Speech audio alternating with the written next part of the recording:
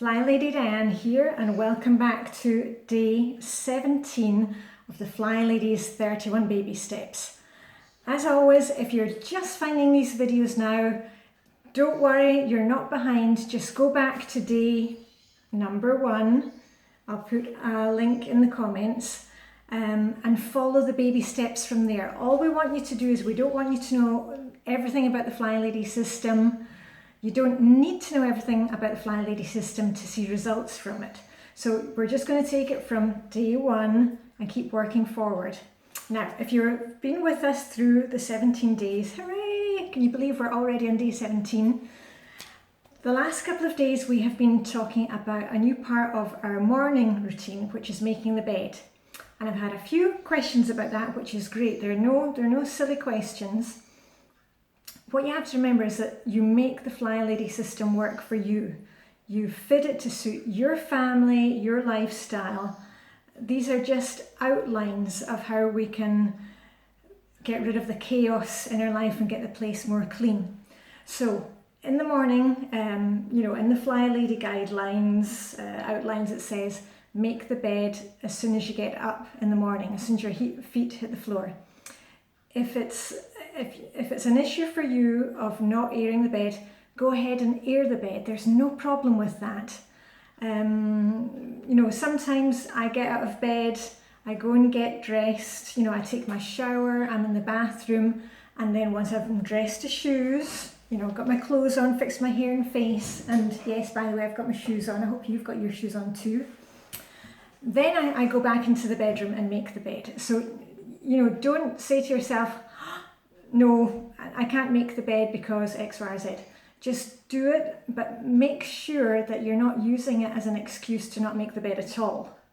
Okay, because quite often we'll say, oh, but I can't do that because blah, blah, blah. And what we're really saying is, I don't want to do it. So that's what we've been doing. We've been making the bed, getting dressed to shoes. And today it all kind of fits in with the bedroom. Our new step for today, for day 17, is getting to bed at a decent hour. And I know you're going to say, well, what is a decent hour? Should I be in bed at 9 o'clock, 10 o'clock? Once again, you've got to take the ideas of the Flylady system, use your common sense, and use it to suit you. So, for example, I like to be in bed by around 10 o'clock. In the winter, quite often, I'm heading to bed at 9:30 because this darkness really takes its toll on me. And I get up sometime between 6 and 6:30 in the morning.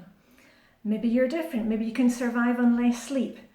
But the thing is, if you've come to Flylady, chances are that you've probably not been getting enough sleep. You're overtired, you're grumpy, and often, especially, if you're a mum with kids, we tend to sit up late at night thinking, finally I've got the kids to bed and now I'm going to have some me time. And yet we end up sitting, with the computer or watching the television or with our smartphones or the iPad, and we're not really doing anything. We're just kind of sitting there, switching from one thing to another, and we're not actually getting any proper me time. So that's why we try and build in me time, throughout the day. If you can get 5 minutes when the kids are having a morning nap, go and do it. Instead of thinking, oh, I must just go and put the laundry on, take 5 minutes. Set your timer or use it as a stopwatch and see if you can fit in 5 minutes here and there. So we're going to try and get to bed at a decent hour, and go ahead, add that to your control journal, because often writing it down makes things happen. If you see in your control journal that it says, look at my clothes for tomorrow, clear off a hot spot, shine my sink, go to bed at a decent hour, it's like there's somebody else there telling you to get to bed at a decent hour. It's the same with saying to other people, say, you know what, I really want to get to bed every night by 11:30. If you just say it aloud, somehow it makes it really difficult to get out of that contract. So go ahead and do that. It will be tough, and you know what, there'll be plenty of days where you don't get to bed at the time that you thought, but at least we're kind of working towards that, and you'll see that actually getting to bed a decent hour, just already you feel like, okay, I'm going to have a better sleep, I'm going to get a bit more sleep, and it makes for a better start to the next day. And you see how that works? We're just adding tiny little things to our program every day, and just gradually making things better. So that's it for today.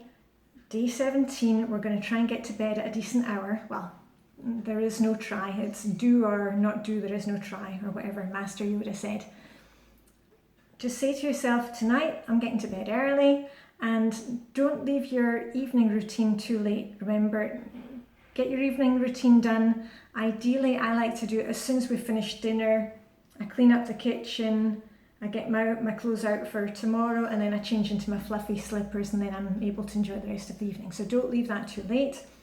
Once again, any questions or comments, put them down below, and let us know, let me know what time you're going to aim to get to bed at from now on, or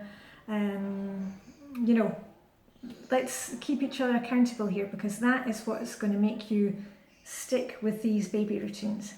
Okay, that's enough for me. Flylady Diane. I'm rambling on today. It's my husband's 50th birthday, so lots going on here, and I should be back for you tomorrow for day 18. Sign out from wonderful Copenhagen, and see you tomorrow.